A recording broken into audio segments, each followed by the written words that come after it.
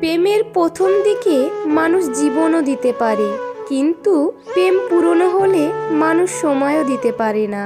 আমরা নগ্ন হতে ঘৃণা করি, নোংরা বললে অশিক্ষা বলি, আর নগ্ন দেখতে মজা পাই, নোংরামি করতে লুকিয়ে মজা লাগে। এটাই মানব সভ্য শিক্ষার বাস্তব রূপ। বাচ্চা নাও, সব ঠিক হয়ে যাবে, এই পরামর্শ মানতে গিয়ে দেশের জনসংখ্যা 141 কোটি হয়ে গেছে, কিন্তু কিছুই ঠিক হয়নি। মোবাইল আমাদের 3টি জিনিস শেখায়। 1, যা ভালো তা সেভ করো। 2, যা সকলকে খুশি করবে এবং সকলের ভালো লাগবে তা শেয়ার করো। 3, যেটা কারোর ভালো লাগবে না সেটা ডিলিট করো। এই 3টে জিনিস আমরা যদি আমাদের জীবনে যোজনা, তাহলে সুখ নিশ্চিত। বুদ্ধি যেটুকু বাড়ে সেটা ধোঁকা, আর ধাক্কা খেয়ে বাড়ে বাদাম, দুধ বা হরলিক্স খেয়ে নয়। শুনে কম, বানাই বেশি, এর নাম প্রতিবেশী। রাস্তায় কোনো ঝাড়ুদার বা ঠেলাওয়ালা দেখে নিজের সন্তানকে বলবেন না তুমি পড়াশোনা না করলে ওদের মতো হবে, বরং বোঝান ভালো করে পড়াশোনা করলে তুমি ওদের জন্য কিছু করতে পারবে। একটা ছেলের সবচেয়ে বড় ভুল কি জানেন? প্রতিষ্ঠিত না হয়ে কাউকে নিয়ে স্বপ্ন দেখা। কারণ এখনকার বাবা মা টাকায় মেয়েদের সুখ খোঁজে। গাছ লাগানোর প্রয়োজন নেই, শুধু গাছ কাটা বন্ধ করুন, গাছ নিজে নিজেই গাছে ভরিয়ে দেবে। শান্তি রক্ষা করার প্রয়োজন নেই, শুধু অশান্তি করবেন না, শান্তি নিজেই ফিরে আসবে। সন্তানকে ততটাই শিক্ষায় শিক্ষিত করুন যাতে আপনার অসুস্থ অবস্থায় সে ডক্টর নিয়ে আসে, উকিল নয়। খিচুড়ির মতো লোককে তুমি যদি বিরিয়ানির মতো সম্মান দাও, তাহলে সে তো তোমার মাথায় চড়ে নাচবেই। আজব হলেও এটাই সত্যি, অশিক্ষিত কেউ বেকার নেই, যত বেকার আছে সব শিক্ষিত মানুষ। নদীকে পরিষ্কার করার দরকার নেই, শুধু নোংরা করবেন না, নদী নিজে নিজেই পরিষ্কার করে দেবে। যে দান করে সে দাতা, যে দান করার সময় ফটো তোলে সে বিজ্ঞাপনদাতা। কারোর 1000টা কাজ করে দাও, কেউ জানতে পারবে না, কিন্তু একবার মানা করে দেখো, সারা দুনিয়া জেনে যাবে। কাজ আপনার আর নাম অন্যজনের হলে দুঃখ পাবেন না। আজীবন দেখে আসছেন জ্বলছে ঘি আর তুলো, অথচ সবাই বলে প্রদীপ জ্বলছে। মন খুলে কাউকে মনের কথা বলার আগে একটু ভেবে কথাগুলো যাদেরকে বলছো তারা কি আসলেই এই কথাগুলো মর্যাদা রাখবে?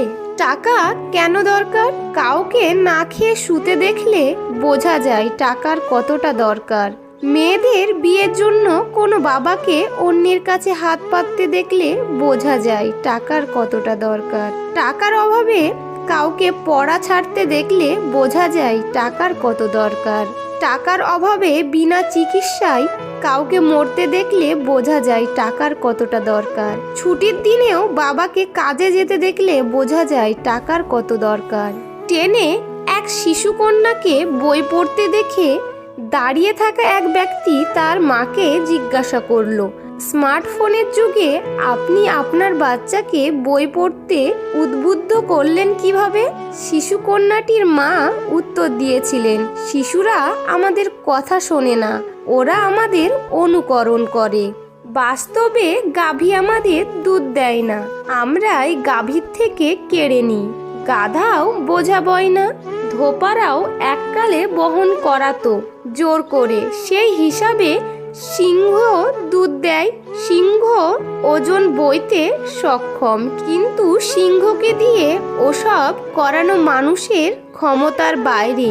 আর এই জন্যই বোকা আর ভালো মানুষদের গরু কিংবা গাধার সাথে তুলনা করা হয়। এই দুটো প্রাণীর সাথে কোনো মানুষকে তুলনা করা মানে সেটা অপমান করা। কিন্তু কাউকে সিংহ বললে সে উল্টে গর্ববোধ করবে।